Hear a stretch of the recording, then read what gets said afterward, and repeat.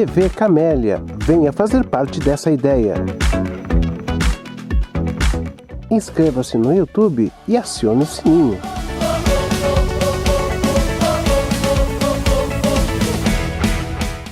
Né?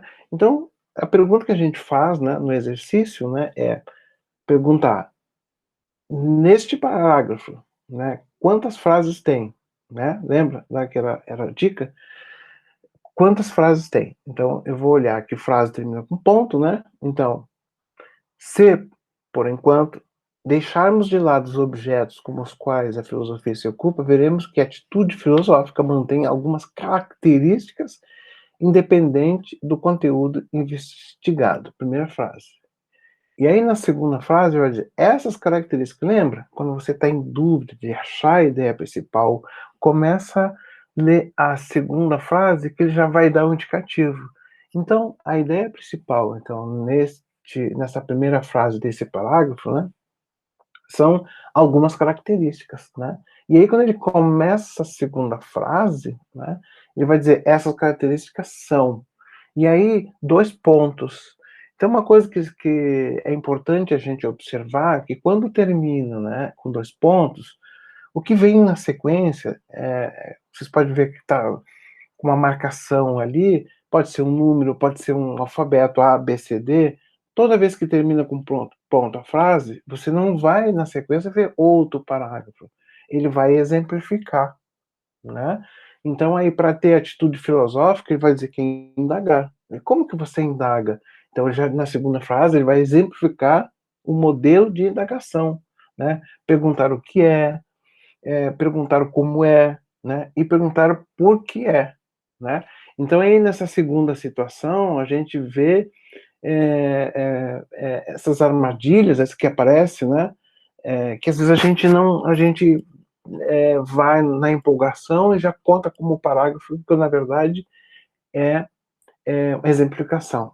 Quando você percebe isso, e eu tenho visto muitos alunos escreverem, né, para a gente, isso que o Edson falou, né, dá uma satisfação, os alunos ficam satisfeitos, porque aquilo que o Edson mostrou até, inclusive, os livros, quando a gente percebe, quando a gente vê, né, mostra um livro para o aluno, ele vê a quantidade de folha, ele vê a quantidade de folha e fala assim, nossa, tudo isso? Sinal que ele, ele não sabe decodificar, ele tem dificuldade. Uma vez que você sabe, domina, né, você vê o livro com quantidade de folhas, se vê como um desafio, né?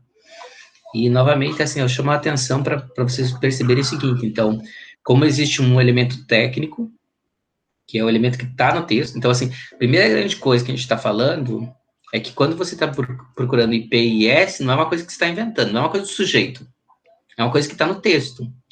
Porque se o indivíduo escreveu o texto e ele tem competência, a gente sempre acredita que o cara que escreveu o texto, ele tem competência, por isso que você está se debruçando a estudá-lo, ele colocou esses elementos, né? Então, a primeira grande coisa é entender que quando você faz o texto, você vai ter que colocar isso, entendeu?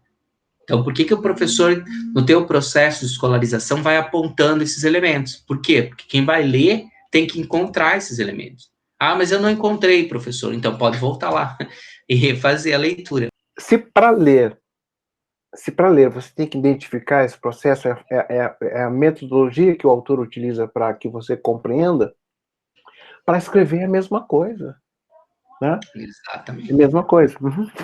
Eu acho que assim, a ideia de que quando a gente lê, a gente vai percebendo os elementos que a gente tem que ter para a escrita. Então, veja, o professor está trabalhando elementos para ler.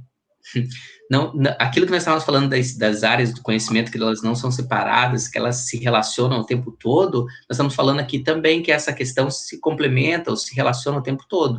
Ler e escrever se relacionam nessa dialética, né? Se quando eu leio eu busco essas coisas, quando eu vou escrever eu também tenho que colocar essas coisas, né? Então não é a ideia assim de sentei aqui, peguei a caneta de qualquer jeito vou fazer.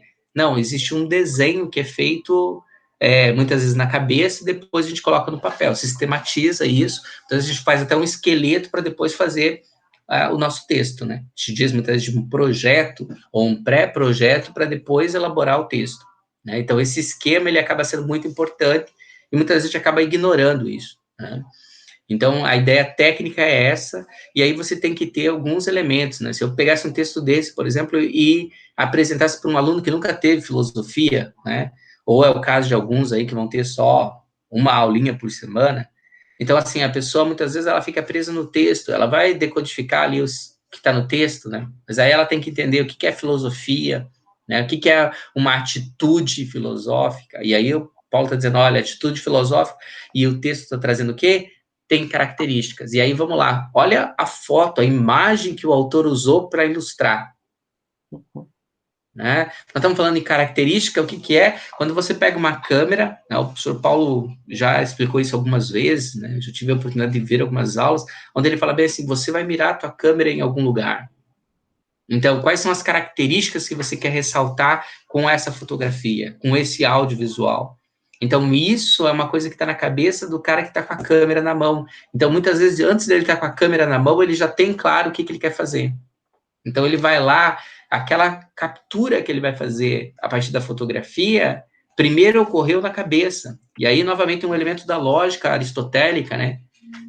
Antes de estar no mundo, está aqui, ó, a causa final, né? Antes de acontecer a causa eficiente, material, né? Que são elementos da lógica, antes de uma coisa acontecer no mundo, né? Com uma ação humana, ela acontece na mente humana. Eu vou fazer isso porque vai ter tal resultado. E aí você vai lá e pratica isso. Então, observa que a câmera na mão tem aqui esses elementos que estão presentes. O que eu quero registrar? Como é que eu vou fazer isso? E por que eu vou fazer isso? Então, não é sem sentido. Então, a perspectiva do fotógrafo está ilustrando uma atitude que está ligada à filosofia.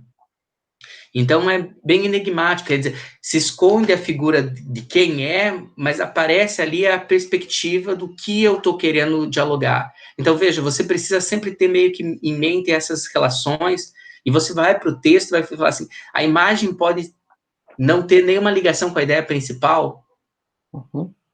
Não, ela tem que... Percebe que é uma coisa que complementa, a menos que você queira ser irônico, queira fazer uma outra atividade, entendeu? Pode acontecer? Pode, mas eu tenho que ler a totalidade do que me apresentam. E agora, quando eu vou lá sistematizar, esse sistematizar no sentido de primeira grande coisa, primeira casca da cebola, primeira camada da cebola, é entender o que está no texto.